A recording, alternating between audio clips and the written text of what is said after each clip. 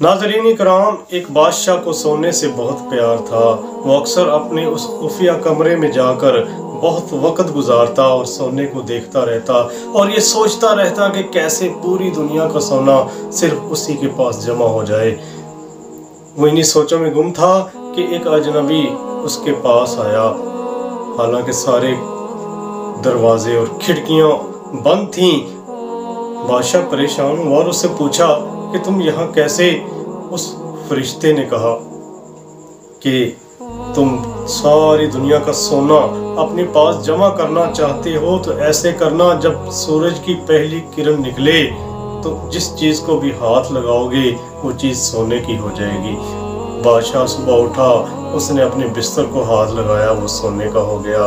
उसने चाय पीनी चाहिए, वो सोने की हो गई। उसने खाना चाहा, वो भी सोने का बन गया। उसने प्यार से अपनी बेटी को अपने पास बुलाया और उसको जब छुआ तो वो भी सोने की हो गई। वो परेशान हो गया कि मैं जिस चीज़ को भी हाथ लगा रहा हूँ वो सोने की होती जा रही है।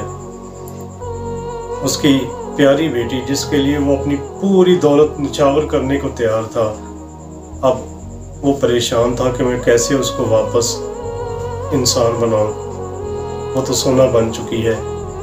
उसके परेशानी के बादल गहरे होते जा रहे थे। वो रंजीदा हो गया, परेशान हो गया कि अब मैं क्या करूं। साथ साथ उसको प्यास भी लग रही थी, भूख भी इसकी बढ़ रही थी। वो सोच में पड़ गया कि एक नवाला इस सारे सोने से बेहतर है जो उसको मिल रहा था खाने। इसके अलावा वो ये सोच रहा था कि पानी का एक घूंट इस सारे सोने से बेहतर है। वही फरिश्ता दोबारा उसके सामने आया और कहा कि अब तो खुश हो, हर चीज सोने की बन गई है तुम्हारे लिए। बादशाह ने रंजीदा होकर, परेशान होकर उससे कहा कि मुझे वही पुरानी हालत बेहतर है मेरे लिए। ये सोना मेरे किसी काम का नहीं, ना मैं इसको खा सकता हूँ, ना मैं पी सकता हूँ, ना मैं ओढ़ सकता हूँ। ये देखो मेरी प्यारी बेटी, जिसके लिए मैं सब कुछ कुर्बान कर सकता हूँ, वो भी सोने की बन गई है, बेजान मेरे सामने बैठी हुई है। खुदा के वास्ते इन सब को ठीक कर दो, चाहे मेरी सारी दौलत मुझसे ले लो। उस फरिश्ते ने कहा कि जब अपने तालाब का पानी लेकर आओ और इन सब पर छिड़क दो, ये ठीक हो जाएंगे। तो बादशाह ने ऐसे ही किया। पानी तालाब का जब उन पर छिड़का तो वो चीज़ें दोबारा सही अपनी पहली वाली हालत में आ गई और बादशाह ने शुक्र का सजदा अदा किया और बादशाह ने तौबा कर ली कि आइंदा वो लालच नहीं करेगा, वो हिर्स नहीं करेगा, वो दुनिया और सोने की तमन्ना नहीं करेगा।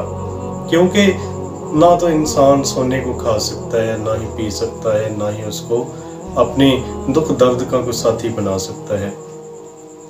इंसान इस दुनिया से चला जाता है और जो सोना है, मालो दौलत है, ये सारी यहीं के यहीं रह जानी है।